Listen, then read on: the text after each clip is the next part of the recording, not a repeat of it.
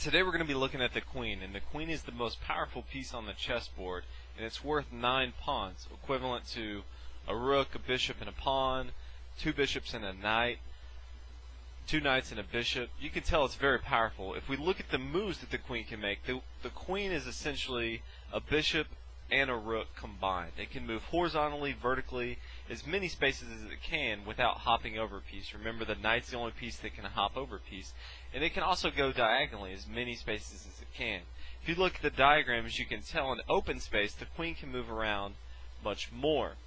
The queen is really good, when you think about it, as far as development, the queen is really good supporting other pieces. When you look at the beginning of a chess game, you really don't want to bring out your queen too early. You really want to have it supporting your other pieces. One of the common mistakes people make in starting out the chess game is they try to bring their queen out too early, and this is just a common mistake. You may see something that looks like this, just a basic example, but white starts with e4 and black responds with d5, and after white captures, black recaptures with his queen, bringing out his queen a little too early. We can now gain a tempo by bringing our knight to c3, gaining a tempo meaning that we're developing and forcing our opponent to lose time, meaning he's going to have to move the same piece again while he should be developing other pieces. Let's say black moves his queen to g5. We can now bring our knight to f3, attacking the queen, and again gaining another tempo. We're developing our pieces, and black's not doing anything. He's running around with his queen.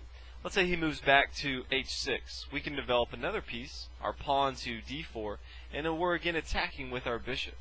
Let's say he moves to f6. We can now bring our bishop into the action, attack the queen. He can't take our bishop because we have our knight here on f3 defending it. Let's say he moves to f5. We can bring another bishop into the action to d3, and we're just chasing the queen around.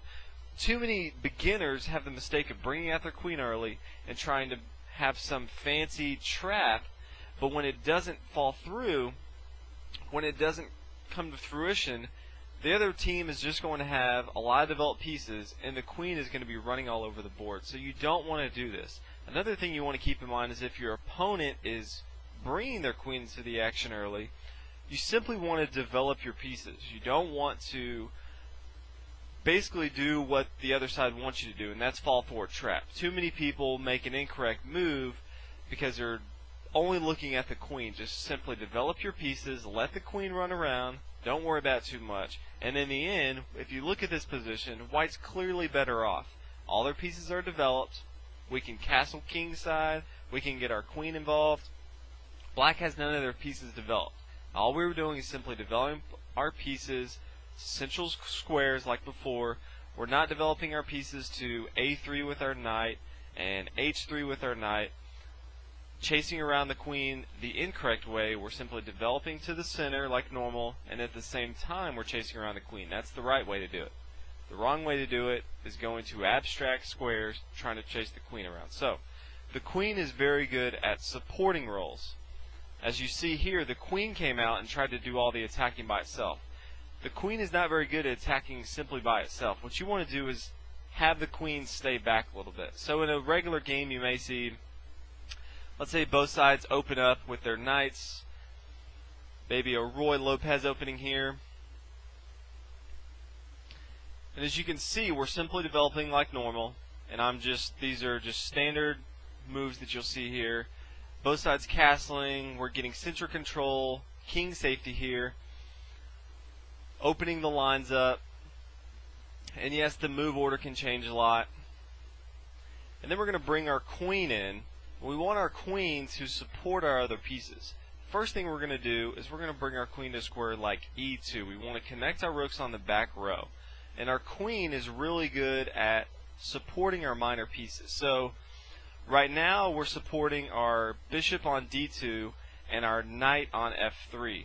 If there's a long diagonal for a bishop, you a lot of times want your queen behind it to support it, so that if someone were to take that bishop, then you can now defend that by recapturing whatever piece that is. So if this pawn wasn't here on d3, we would be supporting this bishop on b5.